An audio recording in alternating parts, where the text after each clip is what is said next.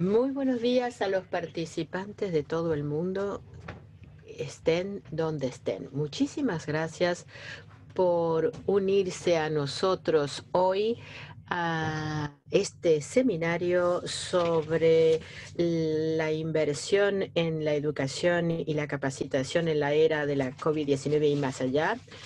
Yo soy Moren Chakrum y seré el moderador de la reunión de hoy. Les ruego que tomen nota de que este seminario se está grabando para poder difundirlo ulteriormente. Hablamos inglés, francés, español y tenemos, por supuesto, la interpretación a los 3 idiomas. Ustedes pueden elegir el idioma a través de ese icono que se presenta allí y tienen la posibilidad también de hacer preguntas o compartir con nosotros y los participantes lo que deseen. Vamos a tener una sesión especial al final del seminario para que ustedes puedan hacer preguntas.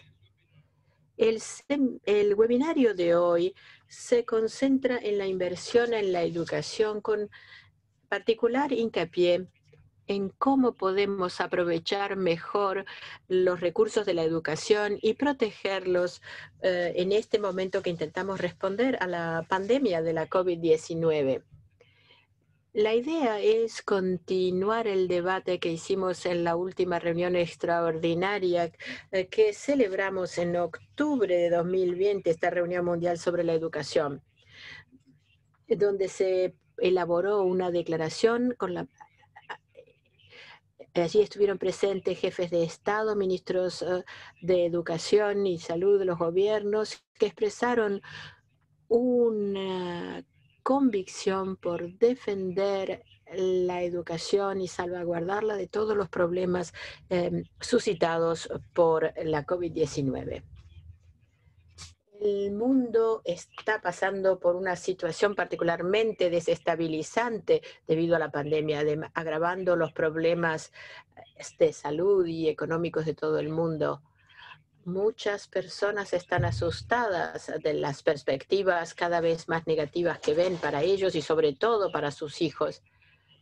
El criar un hijo en esta situación de incertidumbre es muy grave y por eso es importante no solo analizar la situación que ha provocado la COVID-19, sino también cómo esto va a repercutir a nivel de la educación y las consecuencias y los disturbios sociales que puede conllevar. No podemos ignorar esta situación. Por eso creo que, al igual que nosotros estamos empeñados en lograr una recuperación económica, también deberemos ocuparnos de volver a darle dignidad a la gente y ello a través de la educación, la formación, para que nadie quede rezagado. Pero por supuesto que no es nada fácil de hacer, es al contrario muy difícil y mucho más difícil en periodos de crisis donde el futuro es tan incierto, pero justamente tenemos que luchar por estos derechos. El 14 de diciembre, la UNESCO y el Comité Internacional va a adoptar esta convención sobre el derecho a la educación y espero que ustedes puedan sumarse a nosotros para que nadie quede rezagado. Y antes de darle la palabra a la señora Stefania Giannini, de la UNESCO, y al señor Robin Jenkins de la UNESCO, perdón, de UNICEF, para que hagan sus presentaciones, quisiera yo decirles en qué consiste el día de hoy. Ustedes habrán visto un documento con una biografía de los participantes que se les ha enviado. Después de lo que nos digan Estefania y Robert, mi colega Guan Chol Khan, encargado de políticas, va a presentarles los resultados recientes de la UNESCO sobre lo que se ha hecho en materia de COVID. Y en la chatbox hay un informe al respecto. Los miembros de la coalición mundial nos han apoyado mucho y KPMG, McKinsey, la OCDE, el Banco Mundial, el Fondo Monetario Internacional, todos han compartido la información con nosotros y nos han ayudado a preparar este informe. La presentación de mi compañero Guancho seguirse con dos mesas redondas, una sobre las experiencias de los países, qué es lo que se ha aprendido con todo esto, cuáles son los retos a los que tenemos que hacer frente y cuáles serán las políticas futuras con respecto a cómo recuperarse de la COVID-19 y sobre todo haciendo hincapié en la educación. Y después tendremos la otra mesa redonda sobre el papel fundamental de las organizaciones internacionales y las colaboraciones público-privadas. Y después de esas dos mesas redondas, tendrán ustedes la oportunidad de hacer preguntas y recibir las respuestas de los participantes. No se olviden que tienen que poner sus preguntas en esa parte especial que tienen indicada en las pantallas. Señoras y señores, es un honor para mí invitar ahora a la señora Stefania Giannini, subdirectora general de Educación de la UNESCO, para que haga sus observaciones. Queremos saber qué es lo que se ha aprendido con esta reunión mundial sobre la educación y las indicaciones que la UNESCO ha dado para la financiación de la educación y cómo compartir las experiencias adquiridas con todo esto. Bien, muchísimas gracias, Moren. Muy buenas tardes o buenos días. Buenas noches, dependiendo de dónde se encuentren ustedes. Muchas gracias por sumarse a este webinario sobre una cuestión de tanta actualidad como es la investigación en la educación y la capacitación y cómo financiarla. Esto nos lleva al tema del debate del webinario de hoy, que es, como lo ha indicado el Fondo Monetario Internacional, que este es un año como ningún otro, porque la economía mundial se enfrenta a una recesión muy profunda y a una gran incertidumbre para el futuro. Yo estoy segura de que el público conoce muy bien el problema, pero además es importante presentarles un poco el contexto general. El crecimiento mundial pues no existe en este momento, es más bien una recesión. Pues se proyecta que justamente ese crecimiento sea negativo del menos 4,%. Cerca de 100 millones de personas van a caer en la miseria extrema y la OIT estima que las pérdidas de horas de trabajo serán equivalentes a casi 500 millones de puestos de trabajo a tiempo completo y esto a nivel mundial. El regreso a la normal es algo que no se prevé para pronto y que será desigual e incierto. El crecimiento mundial se proyecta en 5,2% para el 2021 y se prevé que el nivel del PIB a nivel mundial sea muy modesto, del 0,6% por encima del año pasado. A nivel nacional, los gobiernos ya han respondido con una serie de medidas fiscales. Aquí se trata de poner en práctica toda una serie de medidas que incluyan todo lo que pueda servir para amortizar las pérdidas de ingresos, incentivar la contratación, ampliar la asistencia social, garantizar el crédito y otras medidas de carácter social como las que hemos visto en Europa y en otras regiones del mundo. A mediados de septiembre del 2020 se habían ya invertido más de 12 billones de dólares en medidas de estímulo como una respuesta fiscal para salvar vidas y mitigar los choques económicos. Este conjunto de medidas debe mitigar también esas consecuencias negativas para la educación, que es lo que se reconoce como el motor fundamental para la recuperación económica y social. Pero como ya hemos dicho hoy, hemos analizado estos conjuntos de medidas de estímulo fiscal con todos los detalles y hemos visto que los recursos asignados a la educación a nivel normal hasta ahora son un poco menos del 1% de los presupuestos generales. Y evidentemente esto pone en peligro la educación para el futuro de millones y millones de niños y jóvenes.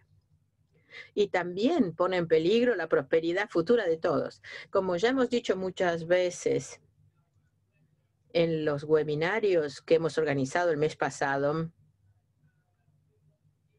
no vamos a poder hacer una recuperación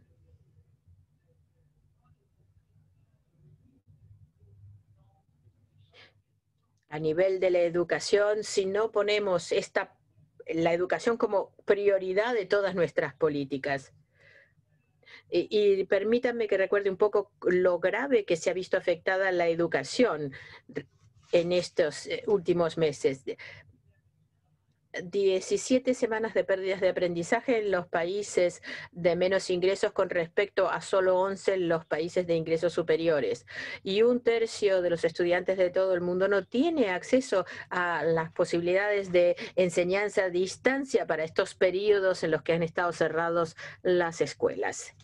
Las estimaciones de 24 millones de estudiantes de la educación preescolar a la terciaria están corriendo el riesgo de abandonar las escuelas como consecuencia del impacto económico de la pandemia. Y hoy más que nunca la educación debe considerarse como un bien público mundial, igual que la educación.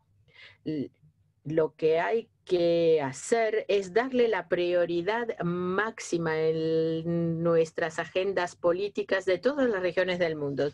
Las sociedades no van a poder recuperarse si no invertimos en la educación, para ayudar a los niños que han quedado rezagados, para garantizar que puedan volver con seguridad a las escuelas, para mejorar la calidad, para combinar todo esto. Es posible impartir la buena educación, garantizar tanto el derecho a la educación como el derecho a la salud. Y esto en aras de una sociedad más próspera, con mayor cohesión para los próximos meses y los próximos años. En octubre de este año, la UNESCO organizó una reunión extraordinaria de la Reunión Mundial sobre la Educación para tratar de hacer un seguimiento de todo lo que estaba pasando, y estuvieron presentes muchísimos jefes de Estado, más de 80 ministros, directores ejecutivos de distintos proyectos que se comprometieron en un programa destinado a proteger la educación gracias a una inversión mayor para que nadie quedase rezagado. Esto nos permitió identificar unos sectores prioritarios en los que trabajar en los meses venideros, y ha mostrado que necesitamos un motor para el desarrollo para salir de esta brecha en la que hemos caído con la COVID-19, y que pensemos en lo que se va a hacer en el futuro. En la declaración, los países participantes expresaron su compromiso de garantizar que este conjunto de medidas para estimular la recuperación a nivel nacional también incluyan asignaciones para la educación y la formación. Y evidentemente no nos podemos permitir seguir soportando esas pérdidas en materia de educación, porque sabemos lo que esto puede conllevar como consecuencias para el futuro, y por eso necesitamos más recursos, solidaridad internacional para dar prioridad a la educación a nivel nacional y mundial. Y son varios los países que hoy están con nosotros y que tienen un papel de liderazgo en estas inversiones para la educación y la formación. No solo han invertido en la recuperación económica, que por supuesto es muy importante, pero han hecho un esfuerzo para que el mundo sea más inclusivo, más resiliente, para que las sociedades funcionen mejor, que es fundamental para nosotros. Y esta pandemia exige algo más también: que haya un cambio de paradigma, que cambiemos de mentalidad en cuanto a las decisiones políticas que tomemos, al comportamiento que tengamos, para crear una nueva solidaridad, una nueva colaboración, para poner en práctica todo esto en el sistema de las Naciones Unidas con todos nuestros asociados. Y esto también tiene que ver con la idea de capitalizar las oportunidades que podamos tener en los años venideros, aprovechar las reuniones del G7 y del G20, entre otras.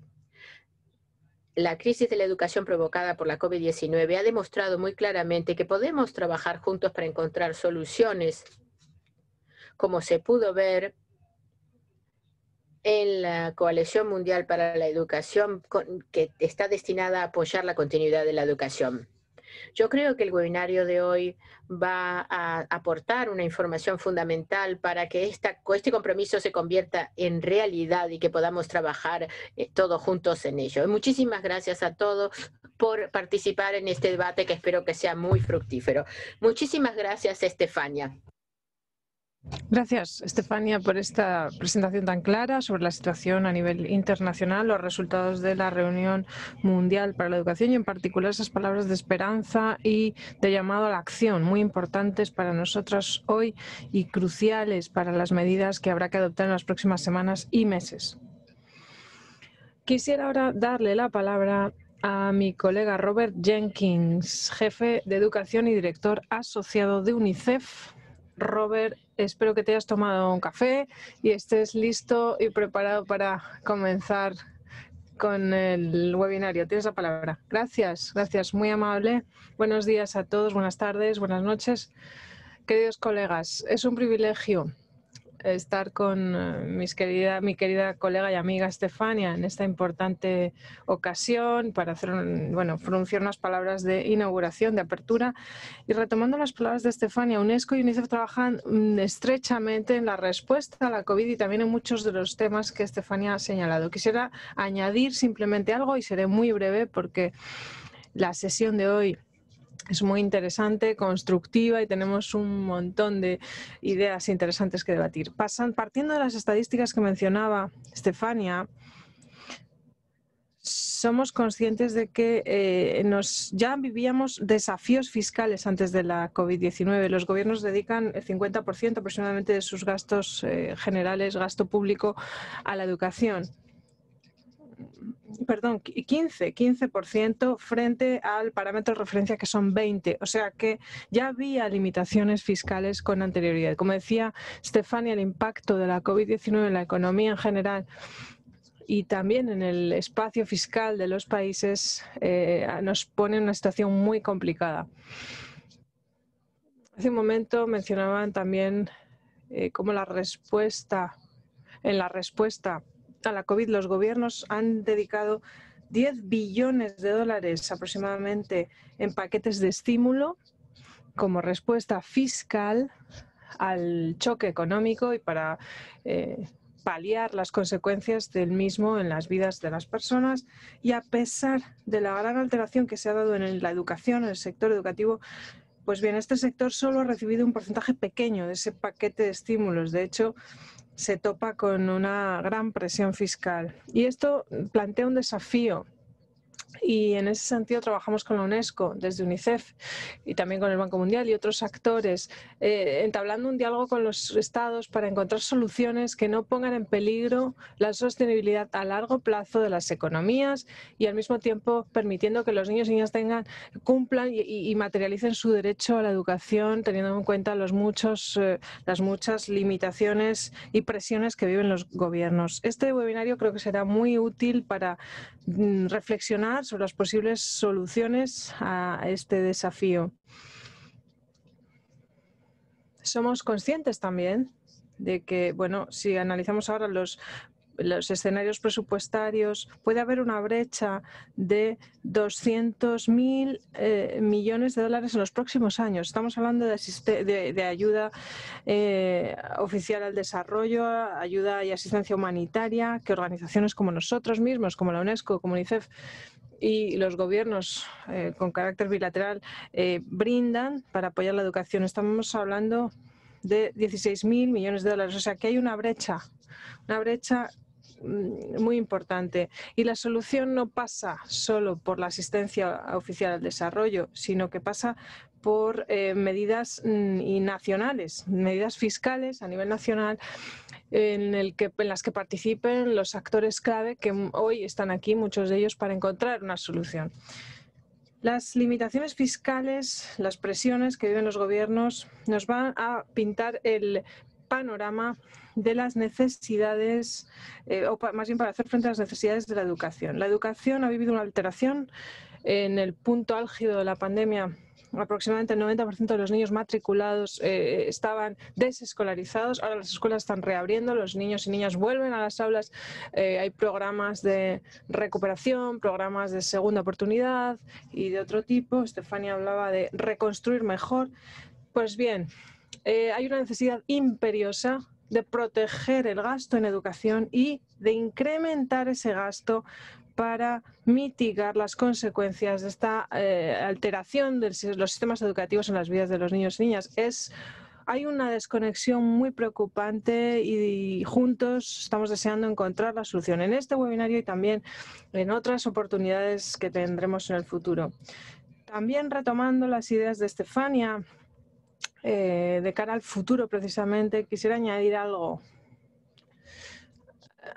Para empezar, un tema general hoy será la importancia de proteger la educación, la financiación para la educación, evitar poner en peligro la sostenibilidad a largo plazo para responder a restricciones fiscales presentes.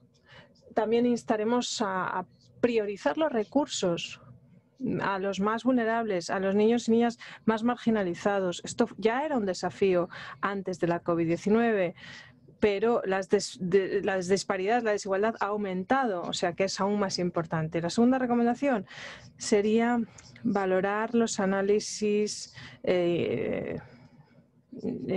por ejemplo, en organizaciones de desarrollo, organizaciones internacionales y gobiernos para priorizar efectivamente a esos niños y niñas más vulnerables. En tercer lugar, con un enfoque innovador centrado en resultados en materia de financiación, reconocemos que con la crisis, esta crisis duradera, necesitamos enfoques más innovadores con tecnologías avanzadas. Estos tienen un gran potencial y podrán hacer el mejor uso posible de cada dólar invertido. Estefania también mencionaba algo para concluir y creo que es muestra de lo estrechamente que trabajamos UNESCO y UNICEF. Pues precisamente las alianzas.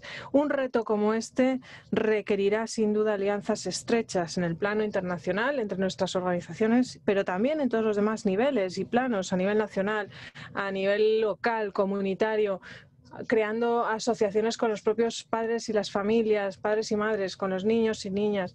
Las alianzas, las asociaciones serán cruciales. Gracias de nuevo por la oportunidad. Estoy deseando escuchar este debate. Gracias, Robert. Muy interesante, muy importante lo que señalas.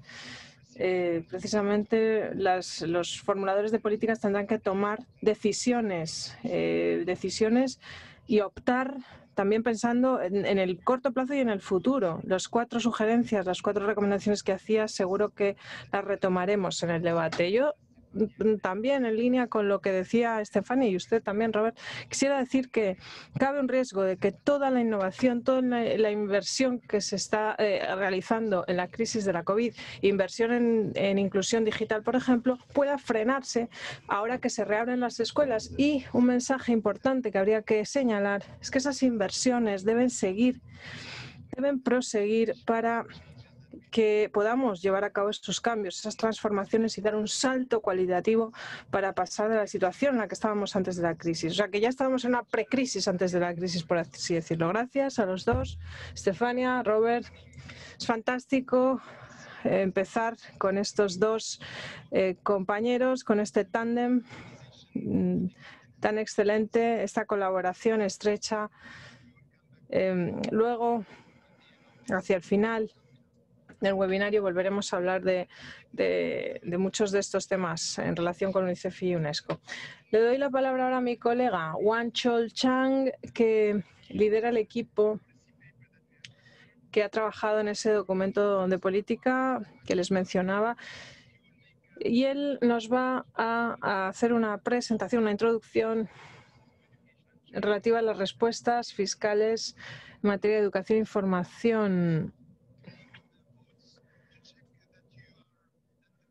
También vamos a ver si los participantes han hecho los deberes y han leído el informe antes de empezar esta sesión, si han escuchado con atención a las palabras de Estefania y de Robert a través de este mecanismo de votos que tenemos. Y la pregunta que les hacemos ahora es, según las estimaciones de la UNESCO, ¿cuál es el porcentaje de asignación de fondos a educación y formación en el mundo entero en materia de medidas fiscales durante la crisis COVID? No lo sé, es una respuesta, más del 10%, otra respuesta 5%, 3% o menos del 1%. Es un test que les proponemos, luego comprobaré quién tiene la respuesta adecuada y les diré cuál era la acertada. Así que por favor voten. Ahora es el momento de votar. Muy bien, gracias, gracias. Muy buen punto de partida este para mí.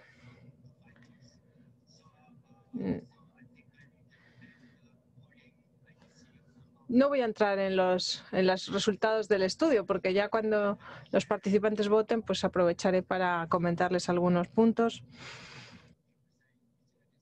La mayoría dicen que es menos del 1%, pues sí, efectivamente, buenos estudiantes, enhorabuena a todos, esa es la respuesta.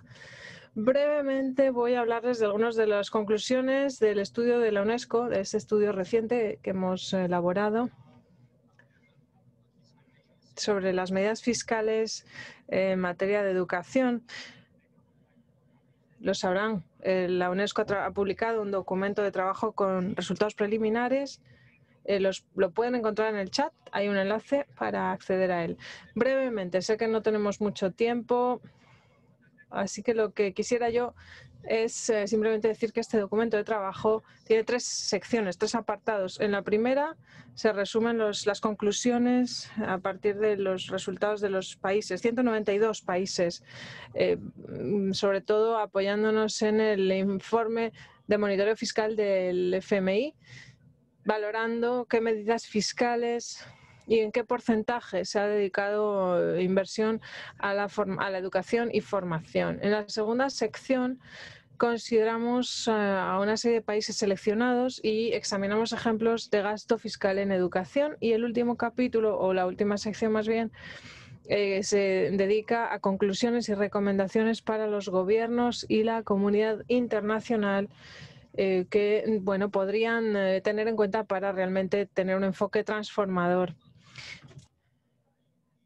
Partiendo de los datos disponibles a mediados de septiembre de este año, podemos constatar que los gobiernos del mundo entero han desplegado unos 12 billones de dólares en paquetes de estímulo.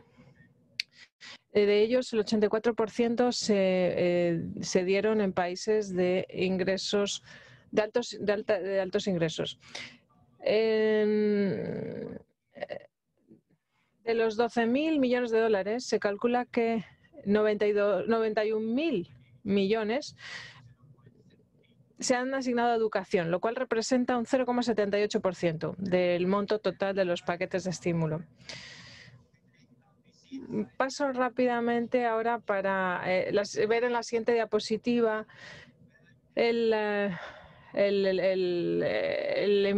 tamaño de los paquetes de estímulo y el porcentaje dedicado a educación por grupos regionales de la UNESCO. En primer lugar está Europa y América del Norte, que asignaron el mayor porcentaje de educación, 56.900 millones, seguidos de Asia y el Pacífico. En la siguiente diapositiva verán que los gobiernos han anunciado paquetes que se despliegan en varias fases y en distintos ámbitos para responder al impacto evolutivo de la COVID y según las distintas necesidades de los sistemas educativos. Hay, por ejemplo, medidas de apoyo inmediato durante la fase de confinamiento o cierre de escuelas. Luego hay una serie de ayudas dedicadas a la fase de transición y preparación para la reapertura gradual de las escuelas. Y, en tercer lugar, un apoyo para la fase de recuperación post-COVID-19. Aquí vemos una gráfica que establece las prioridades relativas de los gobiernos en cuanto a la asignación de recursos en materia de educación y dentro de su política fiscal. Se valoran unos 40 países y la mayor parte han desplegado el monto más importante en programas de educación a distancia y educación remota. El 50% de los países, 20 aproximadamente, aportaron transferencias financieras directas a las familias, ya sea en especies o transferencias en efectivo para garantizar una protección social, alimentos, etcétera. Por otro lado, hay otra serie de estrategias populares como subvenciones, becas a los estudiantes, etcétera. Medidas que se consideran de respuesta fiscal. La conclusión que quisiera señalar es que el estudio llega a la idea de que hay algunos argumentos para la protección de la educación, incrementando la inversión durante la fase de recuperación gradual y post-COVID como consecución del ODS 4 de la Agenda 2030. Y es una estrategia eficiente, eficaz y de recuperación económica sostenible. Y una inversión inteligente en educación que reduzca las brechas educativas, reasignando los fondos en educación pública para los grupos más pobres, más vulnerables, contribuyendo así a reducir la desigualdad y fomentando el crecimiento económico inclusivo. Eso es lo que quería compartir con ustedes brevemente y paso ya la palabra a mi colega. Gracias. Muchísimas gracias, Guanchor, por su presentación. Usted habrá visto que le han seguido con mucha atención los participantes por la reacción que ven aquí a esta encuesta y las preguntas. Usted nos ha permitido entender mejor el aspecto cuantitativo del análisis y también el aspecto cualitativo en lo relativo a las medidas y las estrategias que deberían adoptarse y cuáles son las actitudes que deberían asumir los gobiernos.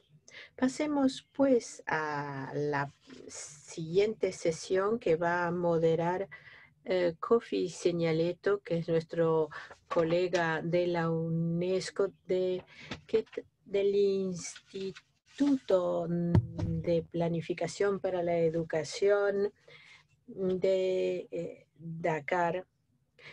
Va a hablar sobre las medidas de política política fiscal a nivel nacional para la forma de reaccionar a lo que ha modificado la COVID para la educación, las perspectivas de una vacunación en Europa y en otras regiones del mundo.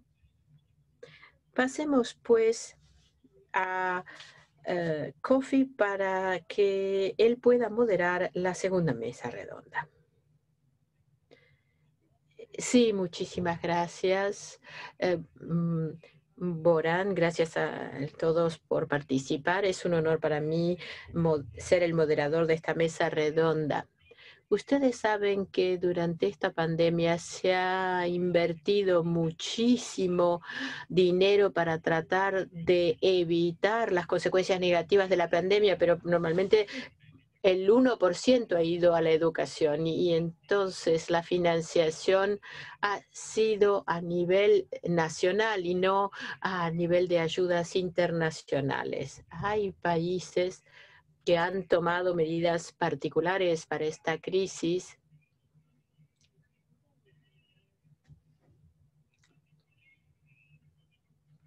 Por ejemplo, la República de Corea, Sudáfrica, Países Bajos y Saudi Arabia han pedido intervenir para hablar de sus experiencias. Y vamos a comenzar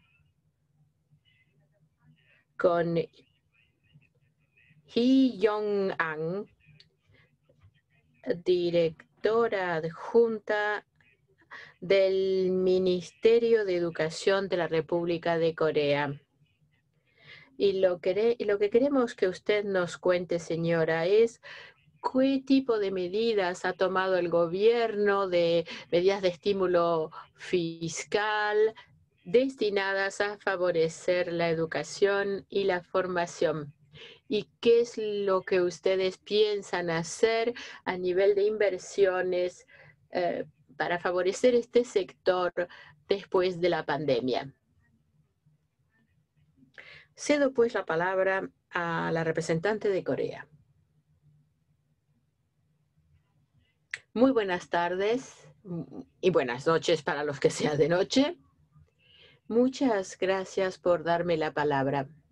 Es un honor para mí tener esta oportunidad de tomar la palabra en nombre del Ministerio de Educación de mi país para compartir con ustedes la experiencia de Corea con respecto a las inversiones hechas para reaccionar frente a la COVID-19. Primero hablaré de cómo Corea reaccionó a este tema. El presupuesto de 2020 era 17%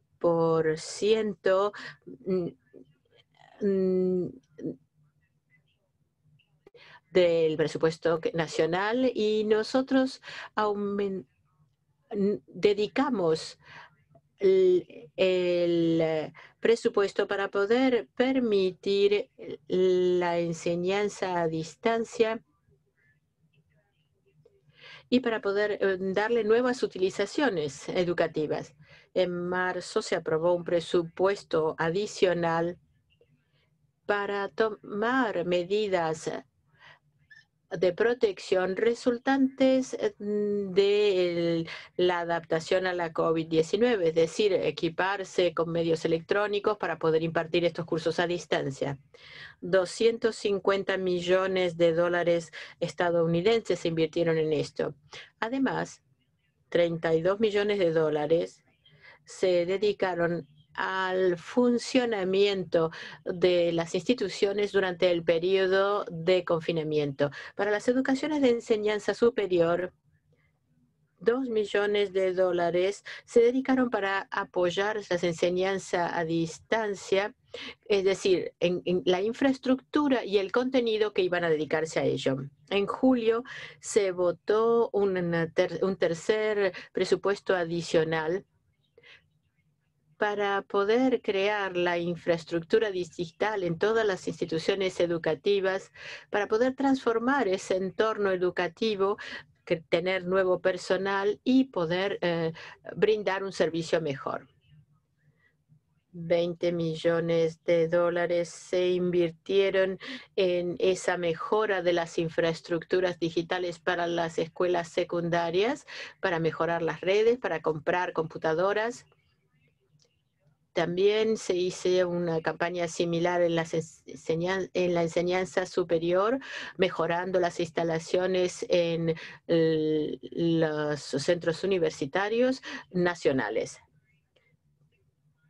65 millones de dólares más se pusieron para la creación de puestos de trabajo en el sector de la educación y para reforzar la red de seguridad de los empleos para hacer frente a la crisis económica. Para apoyar a los jóvenes, también decidimos asignar becas por 5 millones de dólares para que los 10.000 estudiantes universitarios pudieran encontrar un puesto de trabajo o crear empresas. En septiembre, finalmente, decidimos elaborar un nuevo plan de apoyo a las escuelas para garantizar la enseñanza a distancia.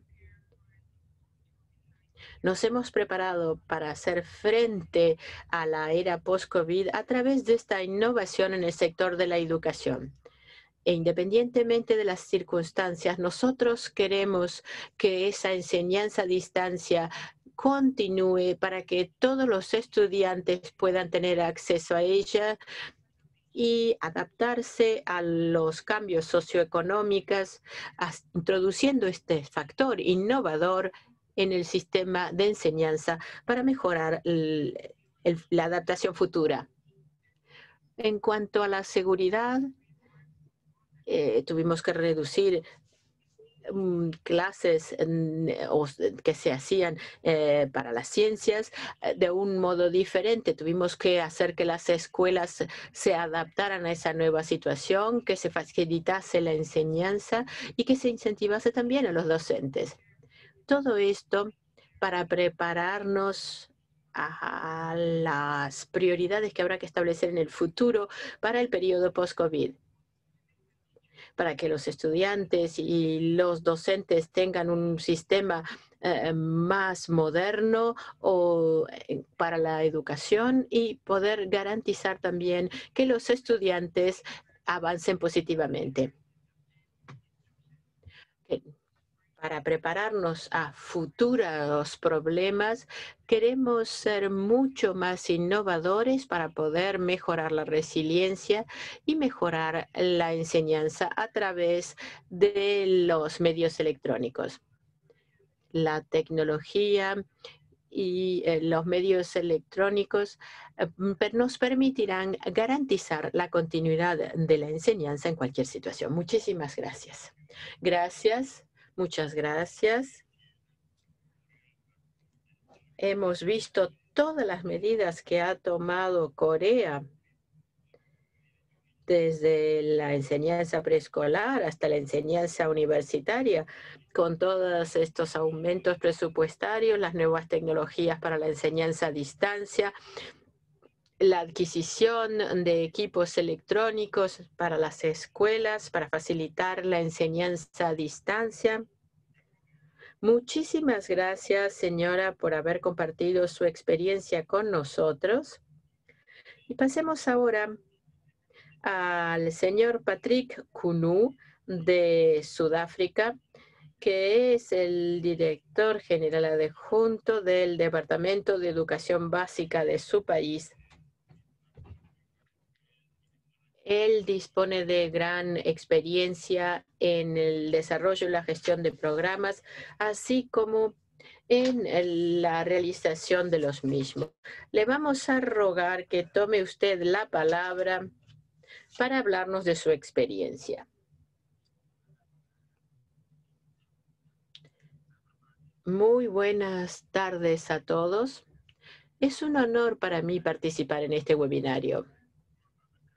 Mi país, como todos los demás, ha tenido que hacer un esfuerzo para adaptarse a las restricciones impuestas con la COVID-19. Por eso empezamos a considerar cuáles eran las medidas prioritarias que debíamos instaurar para poder garantizar el funcionamiento de la educación. Decidimos cuáles eran los sectores prioritarios para la financiación, el sector social, el sector de las fuerzas del orden, y que considerábamos como los más importantes junto con la educación y la salud para hacer frente al tema de la COVID. La mayor parte de la financiación de los demás sectores que no estaban considerados prioritarios se dedicaron a los prioritarios al comienzo de la pandemia y durante la misma.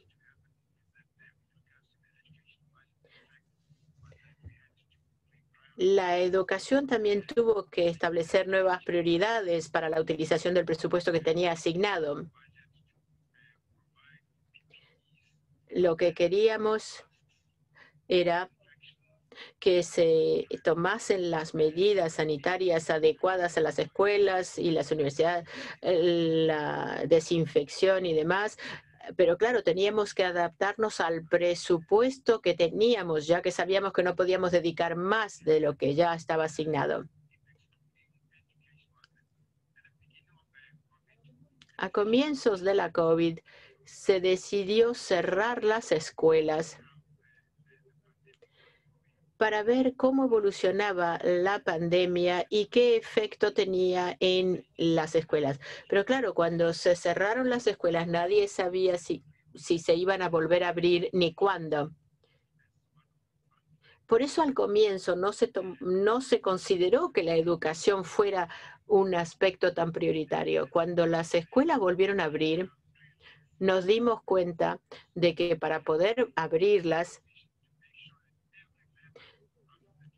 teníamos que garantizar que cada uno de estos 25 millones de estudiantes dispusiese de mascarillas, por lo menos 2, para poder ir a la escuela, que el personal de enseñanza también estuviese equipado de medidas de protección.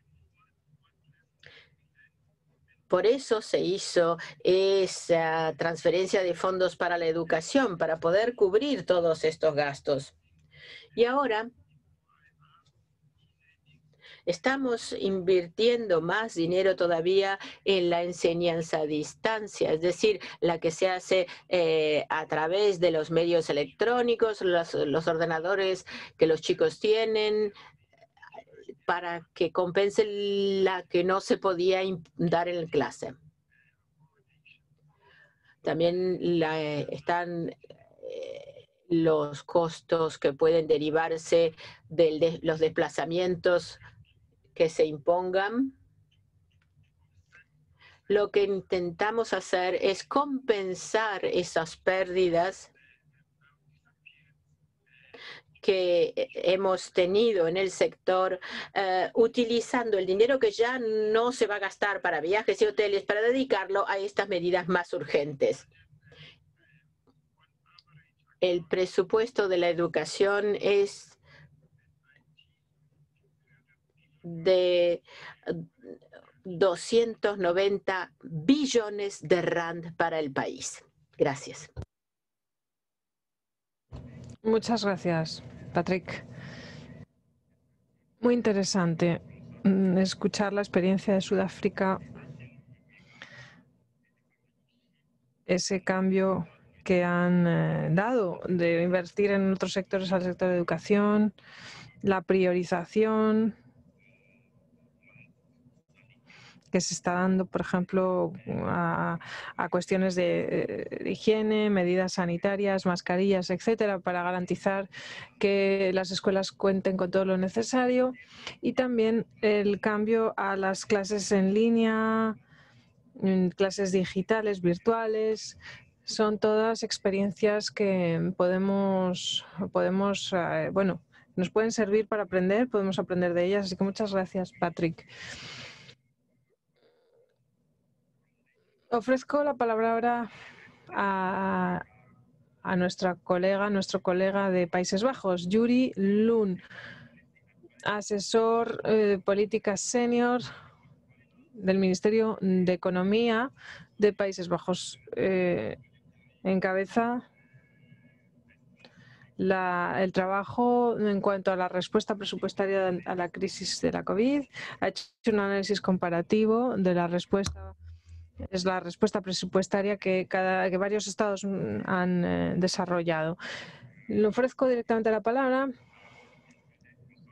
al señor Yuri Lund, que por cierto también ha publicado estudios sobre las políticas públicas, diseño de reglas fiscales y fondos europeos, fondos estructurales de la Unión Europea. Y tengo una pregunta para él. Me gustaría que por favor comparta con nosotros cuáles han sido los retos que ha tenido que encarar el Ministerio de Economía holandés para a la hora de decidir cómo asignar la financiación de la COVID ante la situación de la COVID-19, en qué medida las medidas fiscales del gobierno, incluyendo paquetes de estímulo, se han dedicado o han sido previstas para el sector educativo y para la formación, incluyendo el desarrollo de capacidades. Gracias. Muchas gracias por sus amables palabras y por invitarme a este seminario. Hasta ahora ha habido contribuciones excelentes. Yo intentaré ser breve, pero ir al grano y darles algunas cifras. Ha hablado de economía, mi ministerio, pues sí, me encantan las cifras. Vemos aquí algo muy claro. Robert Jenkins lo mencionaba antes. Hay presiones fiscales muy fuertes en esta crisis. Es una crisis sin precedentes que requería medidas a corto plazo sin precedentes y pues se tomaron esas medidas para controlar la pandemia. Vemos ahora que esas distintas medidas que ha habido que adoptar, por ejemplo, en materia de adquisición de mascarillas, ventilación, etcétera, pues están dando sus frutos, pero claro, hay que encontrar el equilibrio entre los efectos a corto plazo y a largo plazo. A largo plazo, evidentemente, la educación entra en juego porque esto es un esfuerzo a largo plazo para que las personas puedan desarrollarse, luego insertarse en el mercado laboral, etcétera. O sea que hay que valorar todas las medidas en global que se han adoptado. Se han gastado unos 49.000 millones de euros en total de los cuales 36.000, diría yo, fueron asignados a medidas discrecionales, es decir, las que se hicieron como algo extra a las ya organizadas. Es algo sin precedentes, nunca antes en ninguna crisis se había dado este tipo de inversión o de gasto. Desde el sector educativo, bueno, hay distintas medidas que se han adoptado. Por ejemplo, una muy importante, la introducción de un sistema de préstamo, por así decirlo, y lo que hicimos fue dar una compensación a las empresas que se inscriban en este programa con una condición. Primero, no licenciar, no despedir a sus empleados. Y en segundo lugar, se les darían fondos adicionales pues si incorporaban una serie de medidas de formación. En ese programa hemos gastado unos 200 millones de dólares para garantizar que las personas que iban a ser despedidas pudieran reciclarse, pasar a otros sectores. También algo que conocerán en muchos países. En marzo-abril tuvimos que cerrar las escuelas durante varias semanas. Y esto tuvo efectos a largo plazo. Ya se están viendo esos efectos en cuanto a que los estudiantes pues ya ven retrasados sus estudios, en particular estudios de nivel primario, pues van a tener un retraso, por ejemplo, en ámbitos como las matemáticas, la lectura, y esto tendrá también un impacto en el desarrollo de las economías. Se gastaron unos 500 millones de dólares para buscar fórmulas, por ejemplo, clases más pequeñas, que permitieran seguir adelante con la formación, con la educación. Esto a todos los planos, desde la educación primaria hasta la universidad, programas adaptados para intentar frenar esos retrasos educativos. Se daban compensaciones también a los estudiantes que iban a graduarse, manteniendo asimismo programas de becas, de prácticas subvencionados, antes de que los estudiantes puedan acceder al mercado laboral en un contexto complejo desde el punto de vista económico. También hemos dedicado una cuantía importante, 360 millones de dólares en sistemas de ventilación, para garantizar que las escuelas puedan seguir abiertas en la medida de lo posible. 200 millones de dólares se dedicaron a mejorar los protocolos de seguridad para que se puedan cumplir las distintas medidas implementadas y garantizar así también la continuidad del año académico.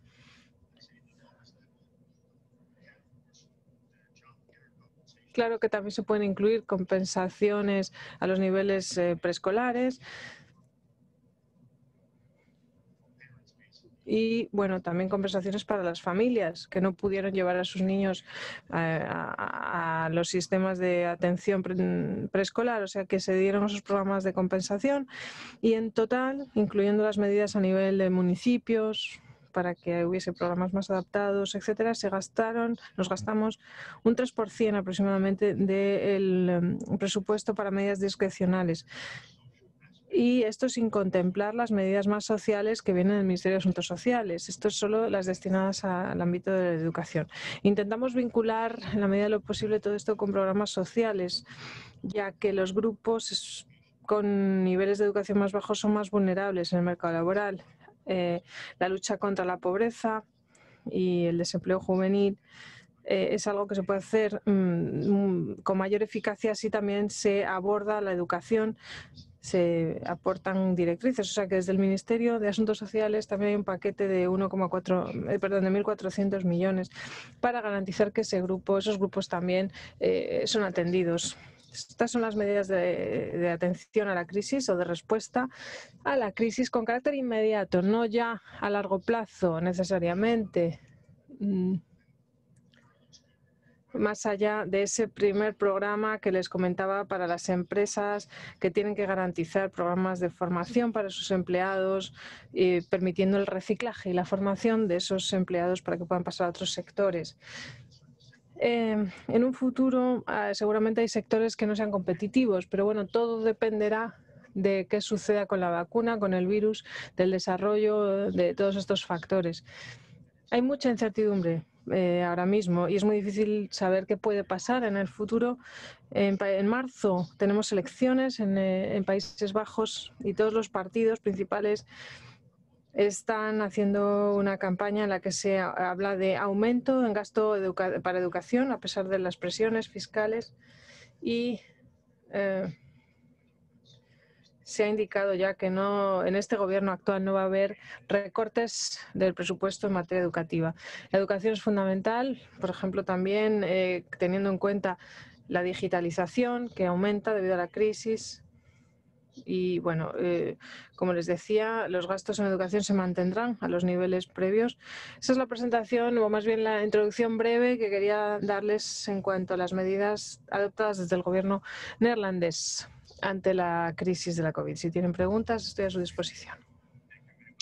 Muchas gracias, Yuri, por esta presentación tan interesante, con una experiencia muy útil. Países Bajos aporta compensaciones a las empresas y también aporta compensación en forma de fondos a los estudiantes para evitar que haya retrasos en sus procesos de aprendizaje. Muchísimas gracias al colega de Países Bajos. A continuación, vamos a escuchar a un representante de Arabia Saudí. Se trata del doctor Bader Al-Yubi, decano de la Facultad de Empresariales de la Universidad de Jeddah. Por favor, ¿podría decirnos cuál ha sido la experiencia en Arabia Saudí en este sentido y en qué medida las medidas fiscales desde el gobierno han incluido paquetes de estímulo y se han dedicado a la educación y formación? Muchas gracias, es un placer estar aquí con ustedes, participar en este webinario hoy y como respuesta al brote de la COVID-19, el gobierno de Arabia Saudí... Perdón, ¿le importa encender la cámara? Por favor, ¿puede encender su cámara para verle? La cámara, por favor. Ya está encendida. ¿Está encendida? Sí, adelante, sí, siga.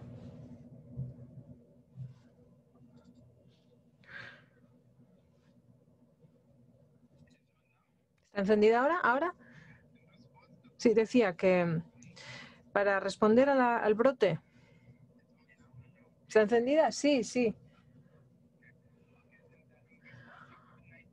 Para responder al brote de la COVID-19, el gobierno de Arabia Saudí ha brindado apoyo económico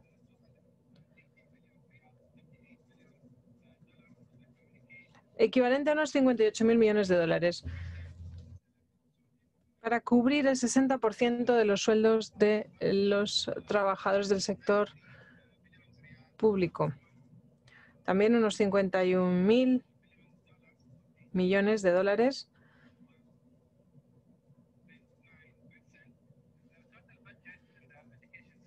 destinados al sector educativo.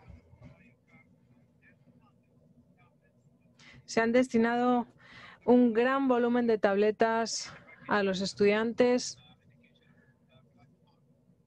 y estas son algunas de las primeras medidas ante la crisis. Los efectos negativos de la pandemia de la COVID-19 en Arabia Saudí y concretamente en el Ministerio de Educación repercutieron en los cursos de formación que no pudieron hacerse en persona, entonces se pasó a un sistema a través de una plataforma digital, permitiendo ya a partir de marzo de 2020 que todos los estudiantes pudieran seguir sus clases. Por otro lado, hay otra serie de beneficios que se facilitan a los estudiantes que están en el extranjero, por ejemplo, seguro médico. En cuanto a los proyectos de investigación, en relación con la pandemia, también se han hecho esfuerzos y se ha diseñado una nueva plataforma sobre la pandemia con una inversión de 7.500 millones de rials. También se ha invertido para la realización de pruebas PCR. Y en esta crisis, el modelo de educación mixto también ha dado una gran preponderancia a la universidad. La Universidad de Jeddah ha puesto en marcha una iniciativa que integra los tres estilos educativos, el tradicional en un 75% y el mixto en un 15%, así como el sistema a distancia en un 10%, para lograr la mayor flexibilidad posible en el proceso educativo y en esta situación de cambio. La flexibilidad también tiene que ver con la renovación de capacidades, el reciclaje.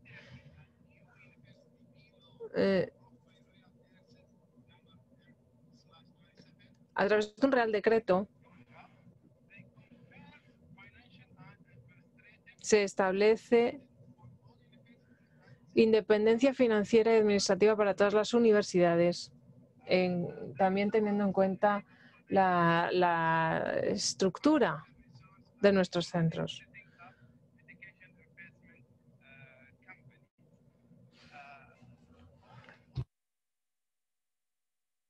Todas estas opciones que brindamos en Arabia Saudita tienen por objeto poder garantizar la educación para tratar de compensar la pérdida debido a la pandemia.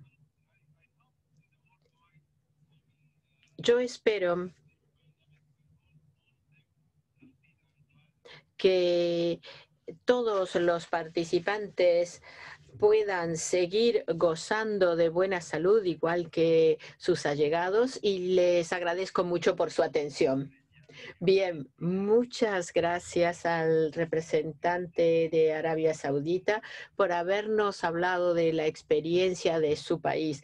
Hemos podido apreciar la variedad de soluciones que han tenido a través de las intervenciones de los 4 participantes que nos han hablado de Corea, de Sudáfrica, de Países Bajos y de Arabia Saudita, de las medidas que han tomado, y en particular usted lo que nos ha contado, señor Ayyubi, las medidas fiscales que ha adoptado su gobierno. Yo quisiera ahora devolver la palabra a Bren para que pase a la segunda mesa redonda. Y muchas gracias a todos por su participación. Muchas gracias por lo que hemos oído.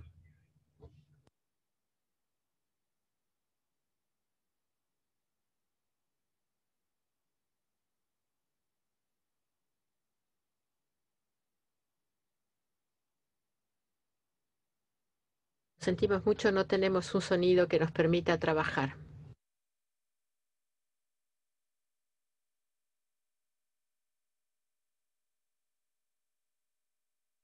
Y ahora sí, sin más demora, vamos a pasar a la mesa redonda siguiente.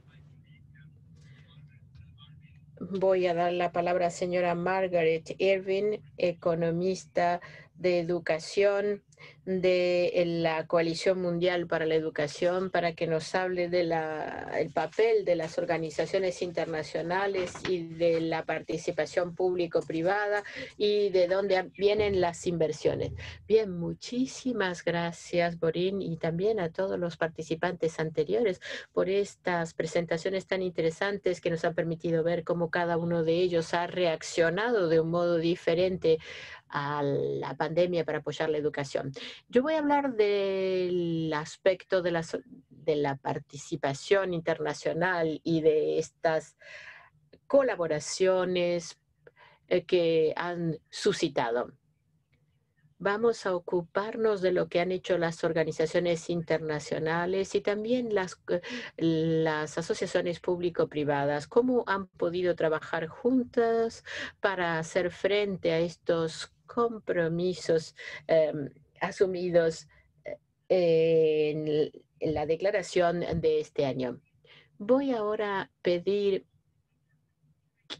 a los oradores de esta mesa redonda que tengan a bien respetar el tiempo impartido, de modo que al final de la reunión podamos darle la oportunidad a todos ustedes responder a las preguntas del público.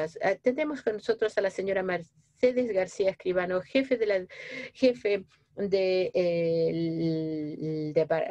subjefe, perdón, del Departamento de Asuntos Presupuestarios del Fondo Monetario, para que nos digan qué es lo que se ha hecho para tratar de alcanzar los ODS. Y voy a comenzar pidiéndole que nos hable un poco del estudio que se ha realizado y cuáles son las tendencias que se han puesto de manifiesto en cuanto a lo que hay que hacer para favorecer la educación y también las tendencias emergentes que ella ve con respecto a la COVID-19, que nos diga cuáles les parecen ser las prioridades de financiación de la educación en el mundo de la post-COVID. Muchas gracias, Margaret. Estoy intentando conectar el vídeo, pero no consigo hacerlo. Yo creo que no puedo ponerlo en marcha. Bien, voy entonces a trabajar sin imagen y decirle que le agradezco mucho por haberme invitado a participar en este importante debate sobre la educación en la era de la COVID-19 y más allá de ella.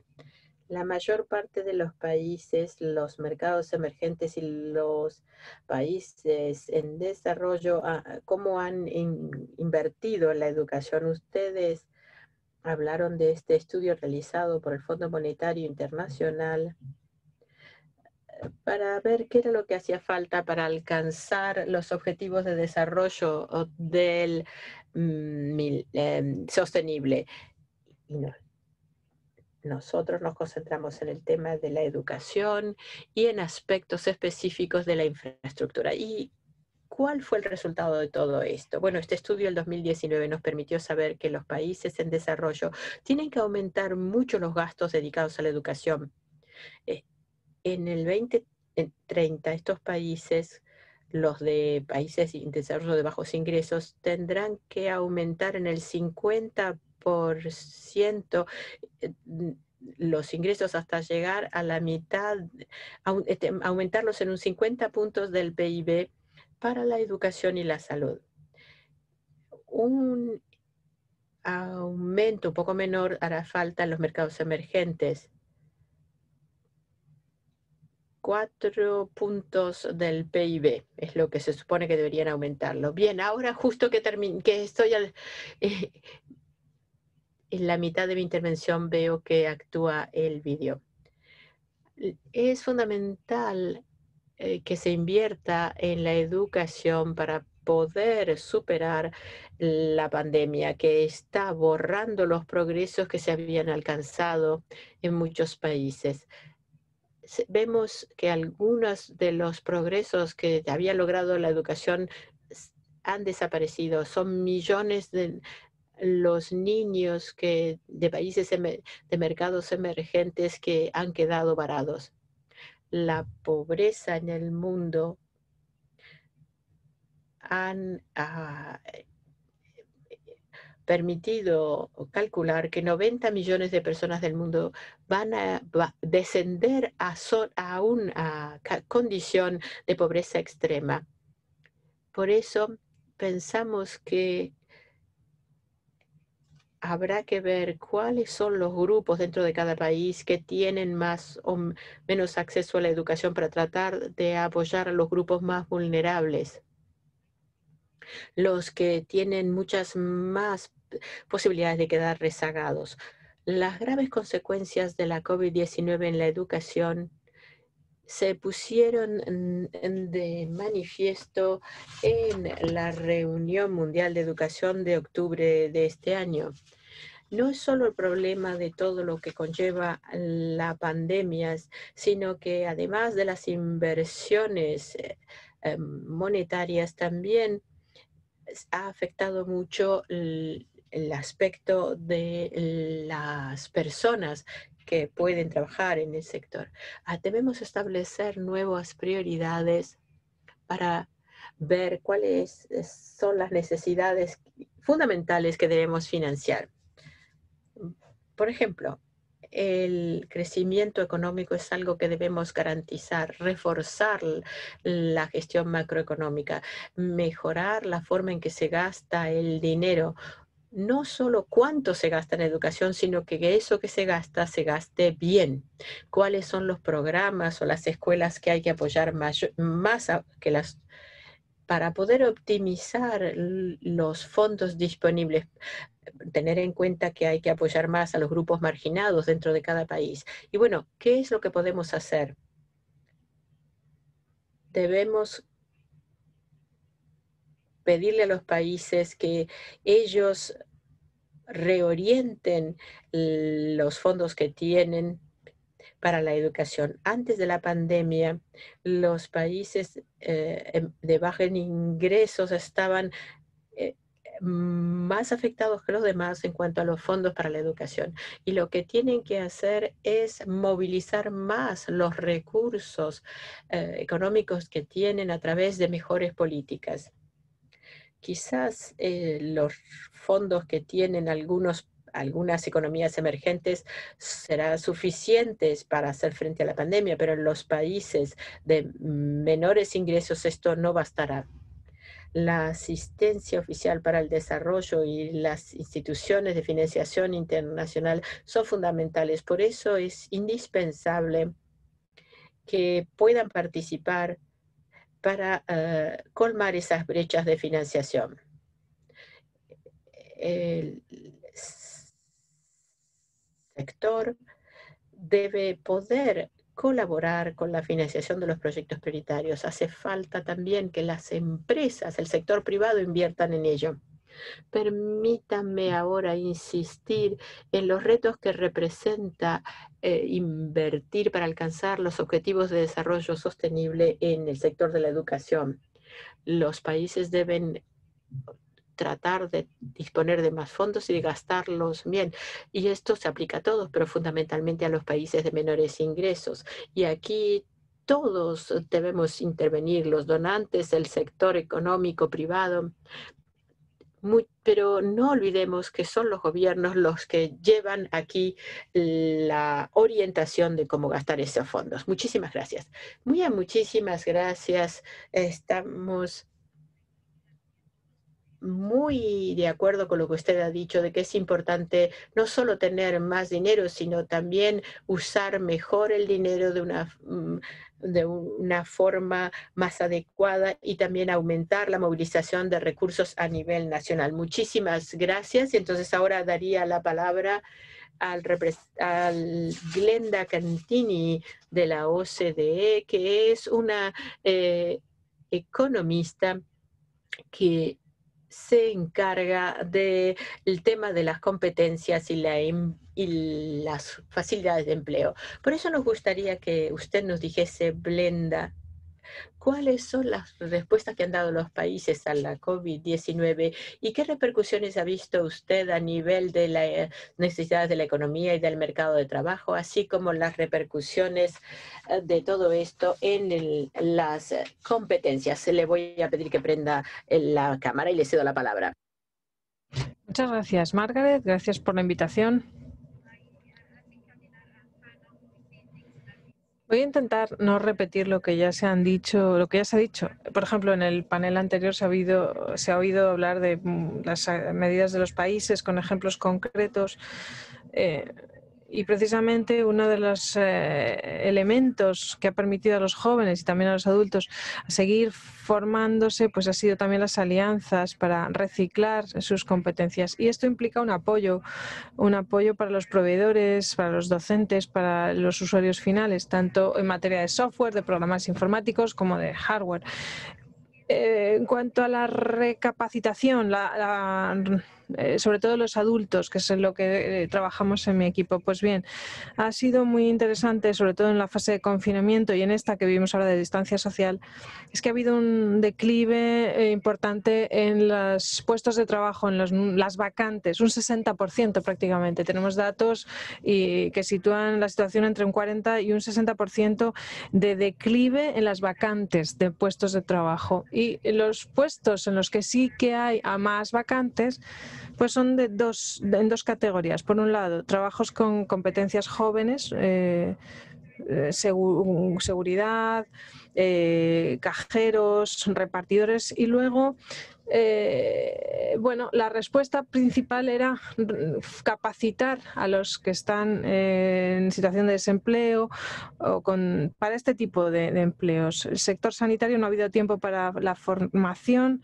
así que ha habido que llamar a personas ya jubiladas, voluntarios, reconocer competencias adquiridas en otros países, todo esto en el sector sanitario.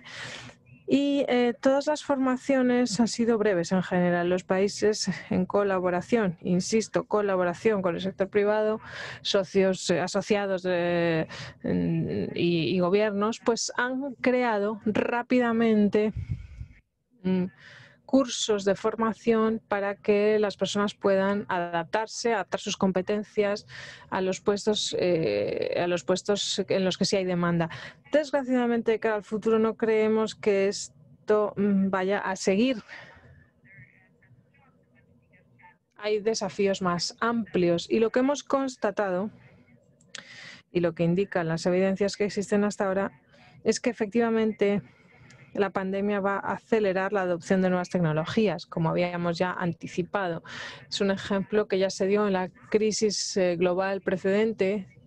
Ya, bueno, han tenido que pasar varios años para ver cuáles han sido las consecuencias para la demanda de competencias, y vemos ahora que han aumentado las demandas de competencias de alto nivel, competencias sociales y cognitivas de alto nivel, algo que sucede también ahora. Estamos viendo ya empresas que adoptan más rápidamente las tecnologías, sobre todo para permitir el trabajo a distancia y también para adaptarse a las exigencias de que requiere tener a trabajadores in situ. Otras tendencias sobre las competencias para el empleo, pues va a ser más mixto. Ha habido un declive en la migración, por ejemplo, la fuga de cerebros también debido a la falta de movilidad, un declive en la fertilidad seguramente porque muchas personas van a decidir aplazar la formación de sus familias hasta que la situación sea más estable. Es posible que en ese caso, debido a que hay menos migración, puede haber un fenómeno inverso a la deslocalización y que vuelvan puestos de trabajo que se habían deslocalizado, vuelvan a los países de origen. Tareas, por ejemplo, con competencias de alto nivel que antes se contrataban en países terceros. En fin, la tendencia es mixta. También la transformación verde. Creemos firmemente en que se va a dar. Hay países que hacen hincapié en medidas verdes ecológicas en su recuperación, pero también ahora va a haber un paso atrás por las limitaciones económicas. O sea que, en definitiva, creemos que va a haber un mayor requisito de competencias de alto nivel y tenemos que concentrarnos en la transición. las personas que tenían trabajos de baja remuneración con pocas competencias tendrán que reciclarse. Habrá que establecer un proceso de transformación de sus competencias, hacer un proceso primero de evaluación de competencias, identificando esas brechas de competencias, las necesidades del mercado y los cursos de formación. Algo que ya han dicho otros ponentes, los estudios apuntan a esas tendencias y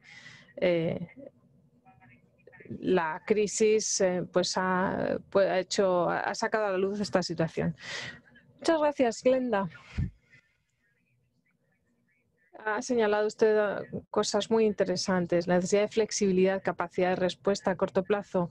Por ejemplo, ahora que vemos ese cambio económico hacia la mayor automatización, hay que velar porque el mercado laboral pueda responder a esos cambios de las competencias y también velar porque los más marginalizados no queden fuera, no queden a la zaga. Muchas gracias por esas reflexiones.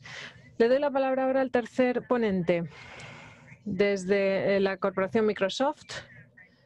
Ella es directora de competencias para el futuro para Europa, Oriente Medio y África en la corporación de Microsoft.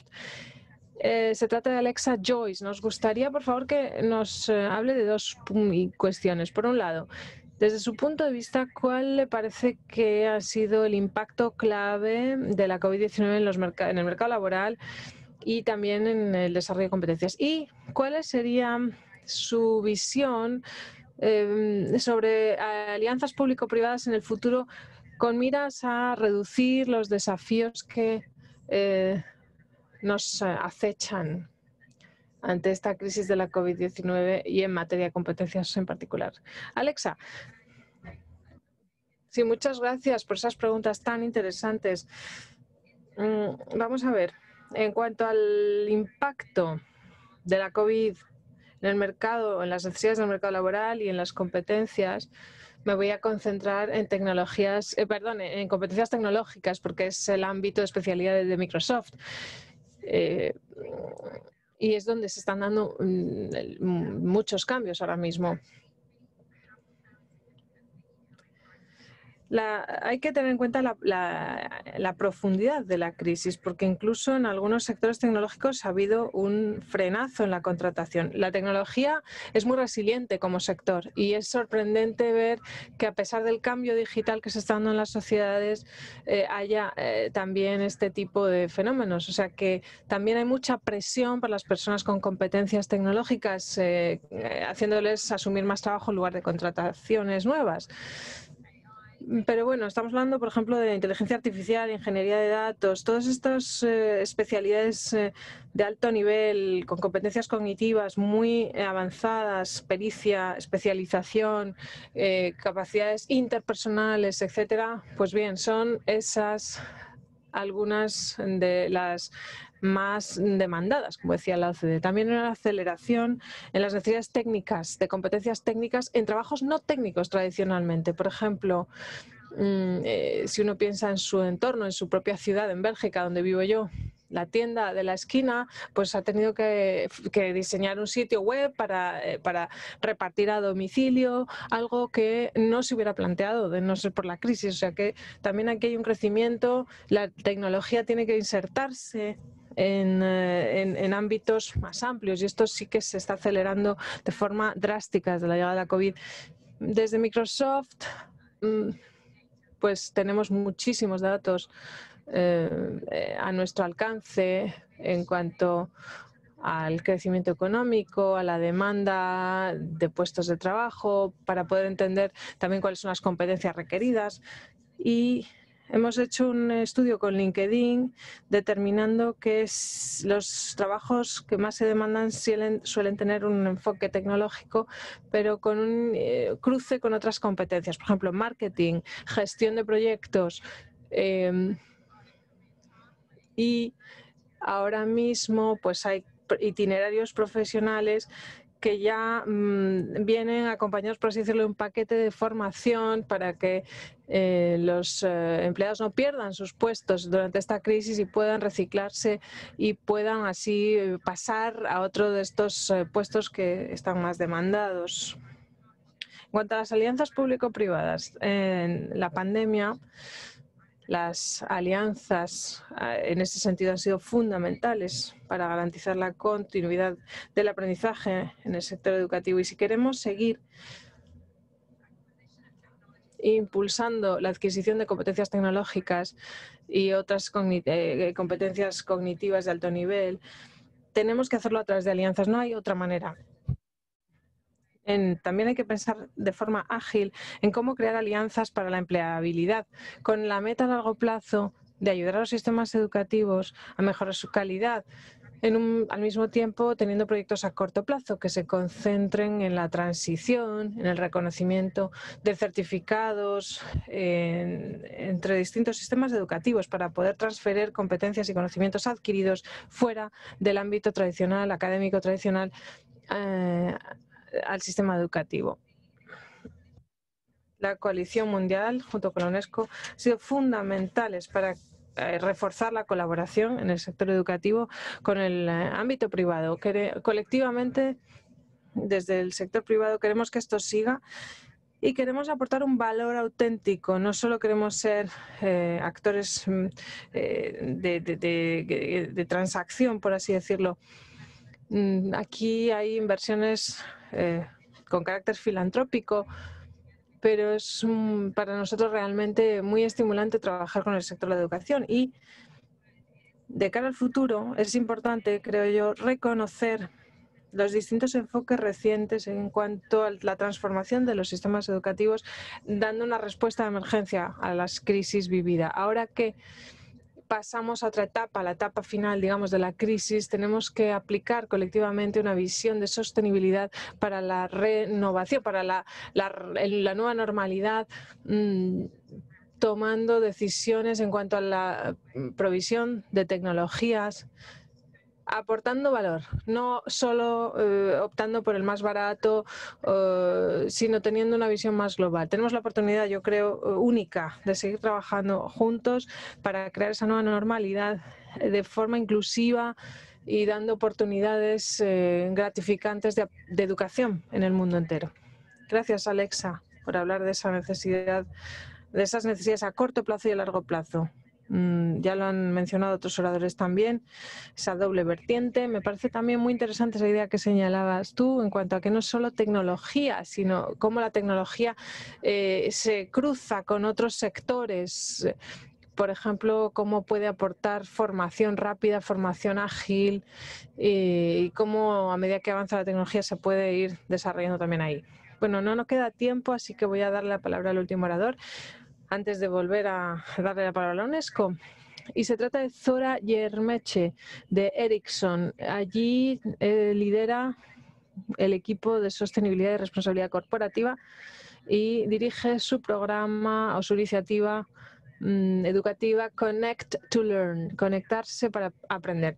Nos quedan pocos minutos. ¿Nos podría decir o hablar un poco de las posibilidades que se podrían explorar para garantizar la continuidad durante la COVID-19 y hablarnos también de algunas de las medidas concretas o ejemplos concretos de buenas alianzas público-privadas que haya podido usted comprobar, experimentar o conocer?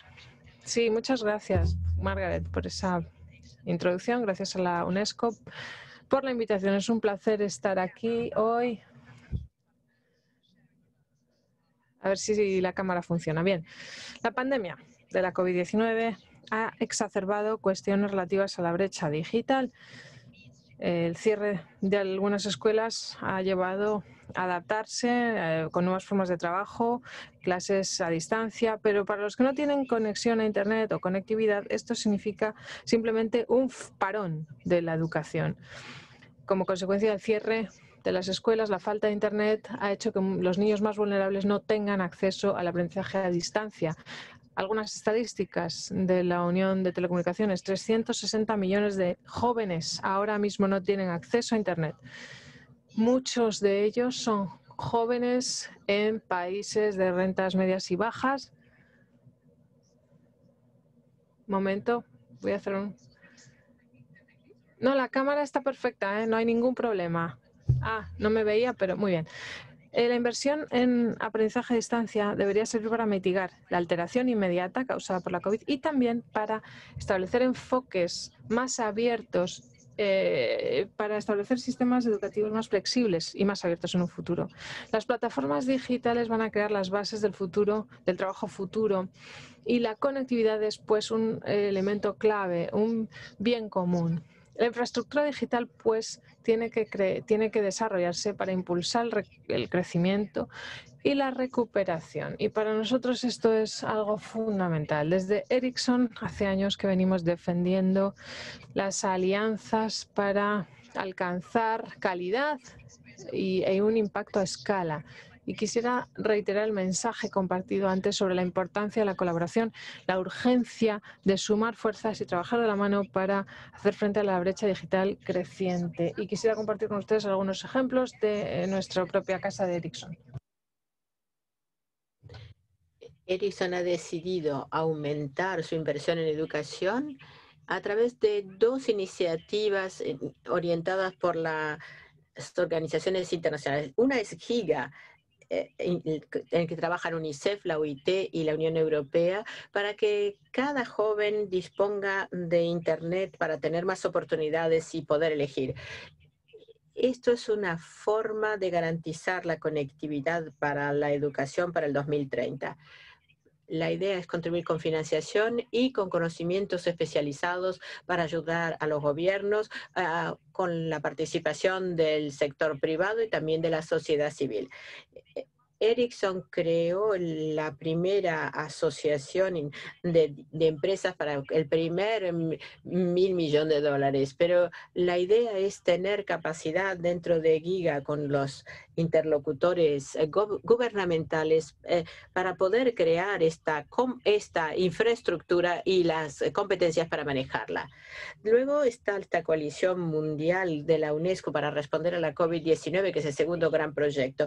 Y entre las ambiciones de este proyecto es desarrollar una plataforma abierta que dé acceso abordable para la enseñanza a distancia. Y para eso hacen falta programas muy altamente cualificados.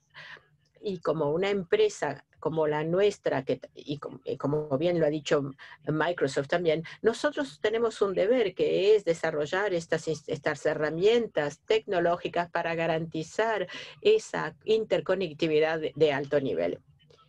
Por eso estamos co-desarrollando con la UNESCO un programa digital para enseñar a los docentes a servirse de estos sistemas de inteligencia artificial.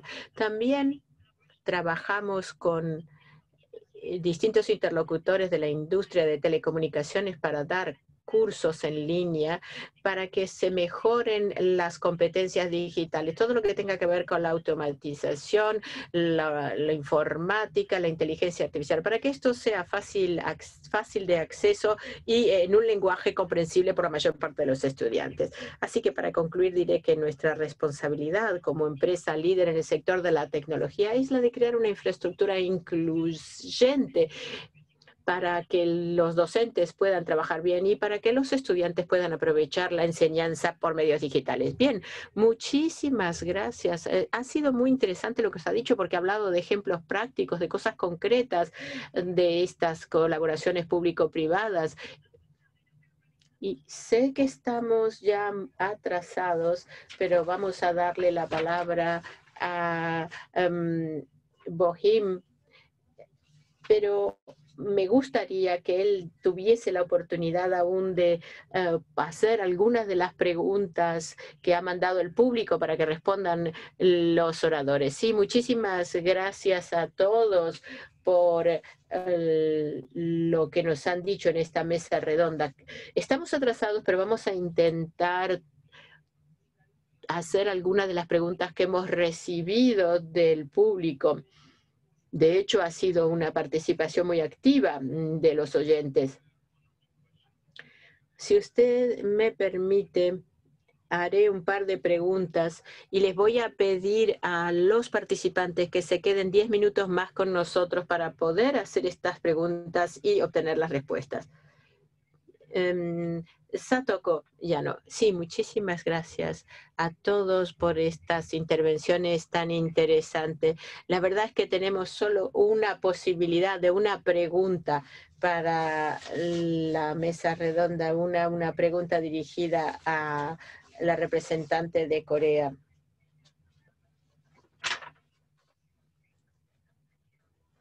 ¿Qué medidas han tomado ustedes con respecto a la equidad y al apoyo que se dará a los estudiantes y a los docentes? Esta es la primera pregunta. Espero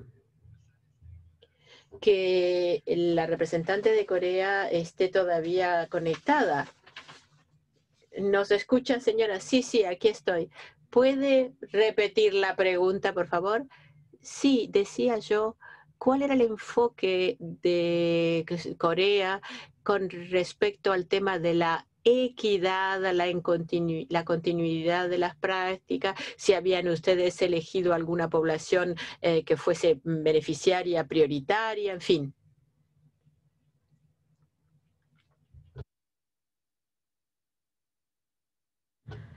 Bueno, en Corea nosotros tenemos una política que garantiza la equidad para todos los estudiantes, incluso los más marginados.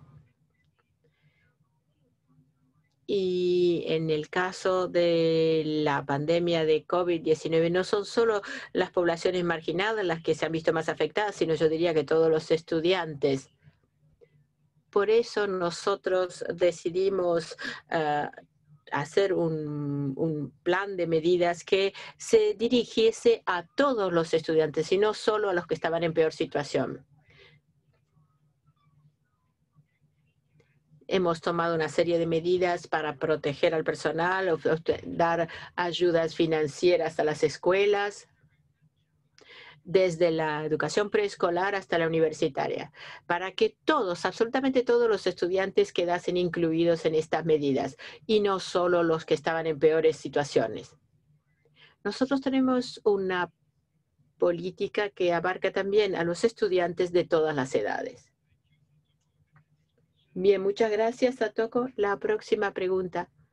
Sí, para la segunda mesa redonda.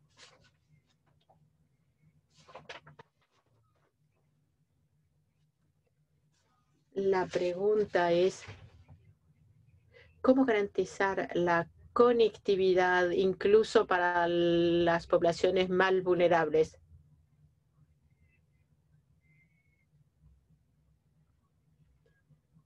Si nos puede usted hablar un poquito más de este proyecto Giga, por ejemplo,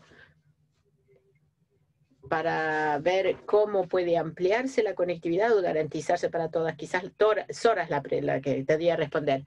Sí, muchísimas gracias. Como yo decía antes, Giga es una de las iniciativas creadas por las Naciones Unidas para que tengamos una coalición fuerte que determine no solo las necesidades sobre el terreno en materia de conectividad por geografía, desde el punto de vista de la población, sino también encontrar un mecanismo de financiación que permita colmar esas brechas. La forma de participar es que los gobiernos se pongan en contacto con los organizadores de ese proyecto Giga para que ellos se adhieran a la misma y que las empresas, el sector privado o las inversiones vean cómo pueden contribuir con una estructura de financiación para poder trabajar y favorecer a esas comunidades. Bueno, la UNESCO forma parte de este proyecto Giga, así que seguramente que ustedes pueden completar esta información. Bien, ahora me gustaría darle la palabra a Margaret para ver si quiere decir algo sobre esa coalición mundial para la educación. Margaret, no sé si usted quiere decir algo, le ruego sí que sea muy breve. Sí, esta coalición ha tomado toda una serie de medidas para conceder subvenciones a los países más afectados por la COVID-19. concentrándonos en llegar a las personas más marginadas o a los países más marginados a través de estos subsidios y donaciones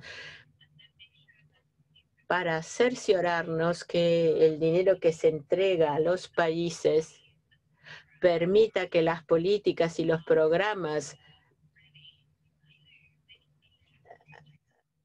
eh, tengan en cuenta a los más marginados de la población. Excelente, muy bien por una respuesta tan concisa. Bien, si no les importa, creo que vamos a tener que terminar aquí con las preguntas. ¿Está usted de acuerdo, Satoko, también? Simplemente quisiera dar las gracias a todos los colegas, participantes, ponentes. Es difícil resumir todo lo que se ha dicho aquí. Espero que hayan seguido el debate con atención y quizás sí intentaré formular algunas ideas como conclusión del debate de hoy. Primero, es evidente que vivimos una situación muy difícil con presiones fiscales muy duras para muchos países y hay que tomar decisiones complicadas. Pero al hilo de las ponencias, mi colega Wang Shong, por ejemplo, y Mercedes del Fondo Monetario Internacional lo ha mencionado también, se trata de decidir cómo invertir de forma eficaz y también invertir para la igualdad y la inclusión y para no dejar a nadie fuera, a nadie a la zaga. Una combinación de inversión eficaz y también invertir en pro de la equidad, de la inclusión, algo fundamental, yo creo, desde una perspectiva macroeconómica. Otra cuestión macroeconómica también es cómo crear el entorno propicio para la inversión privada, porque eso forma parte de las contribuciones, esa contribución, además de la nacional, pues esa contribución para el crecimiento sostenible y la educación. Segundo aspecto que rescataría también a nivel macro. La representante de la República de Corea lo mencionaba también, el vínculo entre crecimiento inteligente, crecimiento verde y la inclusión, la recuperación y la inversión en educación, algo que se suele descuidar, pero sin duda una de las amenazas principales que nos acecha es el cambio climático. Invertir en crecimiento inteligente, crecimiento verde es algo fundamental, algo que no podemos olvidar. Y aplicado al sector educativo, ¿qué significa esto? Pues partiendo de las distintas experiencias se ha visto que la inversión en infraestructuras digitales para mejorar la conectividad, la distribución de tabletas y otros recursos necesarios, recursos educativos, recursos de educación abierta, invertir en docentes, en profesores, en las capacidades del sistema para que sea resiliente y pueda responder a los desafíos que nos plantee una próxima crisis futura y también rediseñarse para que sean sistemas educativos más resilientes, más inclusivos, más justos.